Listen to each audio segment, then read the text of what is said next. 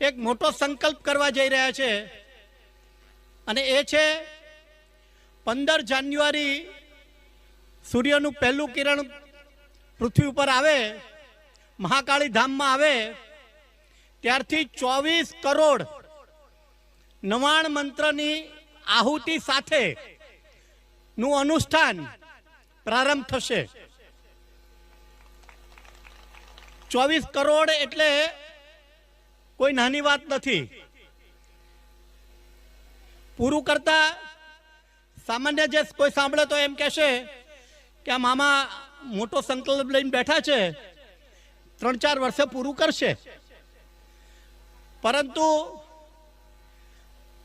માની અસીમ કૃપા અને એના કારણે